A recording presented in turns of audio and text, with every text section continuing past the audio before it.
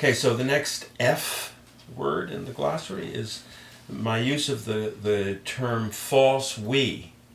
False we.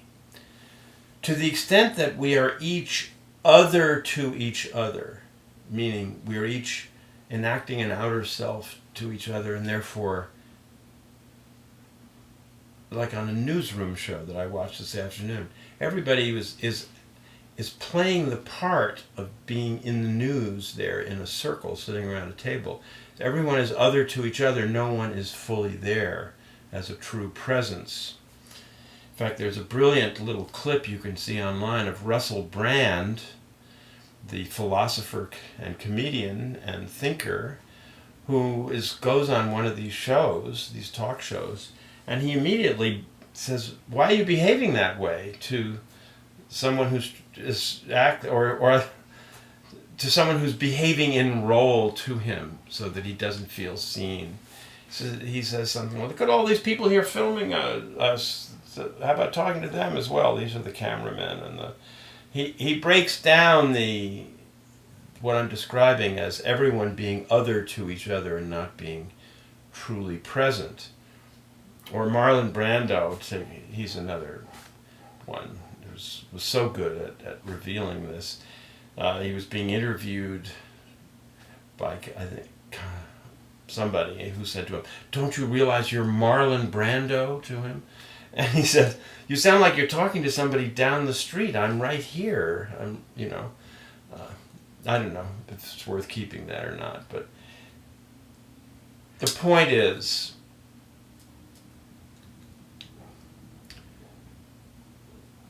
these environments where each person is other to each other is what I'm about to describe in discussing the false we.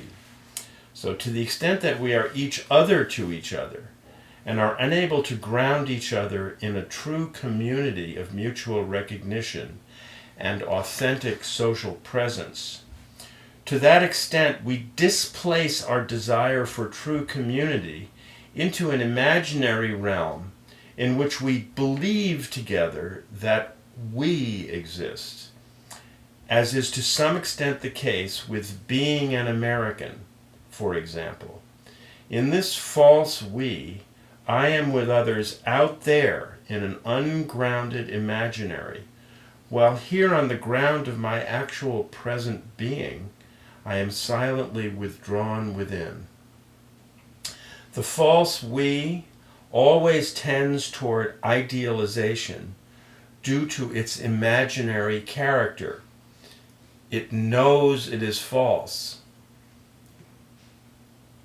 and therefore toward demonization of the others, constructed to support this idealization and to mask its true internal fearful origin. Okay, so let's talk about that for a minute. So, I'm actually going through life, peering out at the world, withdrawn deep within, playing a series of roles, going from the street, I might go to school, then I get a job, I get married. I'm living out all these things, but not feeling fully here ever, fully seen ever. I'm living in an alienated world, a world in which we are all separated by fear of each other in the way that I've just described. In that world, the withdrawn person still feels a longing to feel connected to others, and therefore is susceptible to belief in an imaginary we, that we are all together, to compensate for the internal feeling of I am withdrawn, isolated, and not connected to others.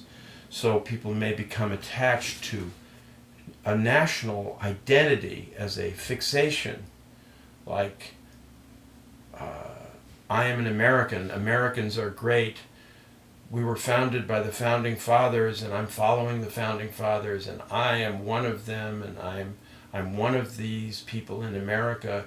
This is I'm not saying that there's nothing real about this at all. I'm saying it is significantly, largely an imaginary world that we imagine we exist in. And to the extent that it is imaginary, we know it's imaginary, not consciously, unconsciously in our being. We know that it's not the true relationship of I and thou, you and I being present to each other in a true, real, and authentic way. We know that's missing. But I become attached to the fantasy like the Nazis at the Nuremberg rallies, where there was a fantastic feeling of imaginary unity that people actually next to each other they didn't feel fully present to each other as loving beings, but rather were all collectively projecting that they were part of this great unity.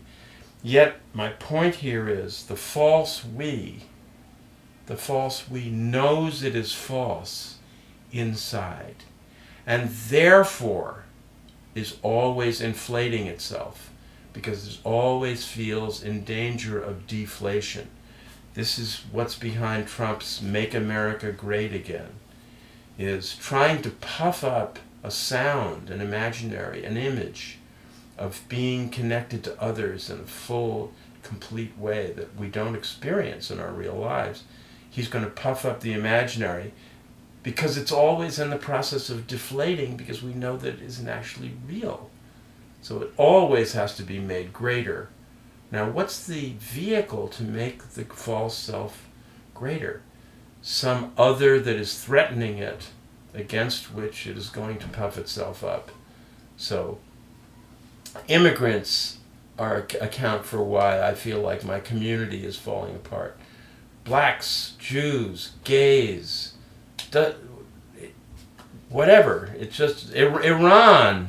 Oh no, that was last week. Iran, I forgot. That's over now. We like Iran now, but because they accidentally shot down the plane, or I mean, wasn't it Russia? I mean, so the point is, a constant creation of the enemy serves to provide the basis for puffing up the inherently empty, false we that we imagine we're a part of when we aren't actually feeling a part of something, but are actually feeling withdrawn, unseen, unloved, unconnected to others. And when we do connect with others, when we emerge with others, sometimes through social movements, sometimes through a natural disaster, this can happen, where people, I use this in the book, where the earthquake of 1989, when people spontaneously started helping each other everywhere, then that all dissipates. Very quickly, we can go beyond nationalism and patriotism and realize we're all one species. We're all connected to one another. We all should be here for each other. We all should love one another. It's easy. So the false we is sort of the opposite of that. It's the constantly reconstructed image of unity of a people that is actually feeling disconnected. Okay.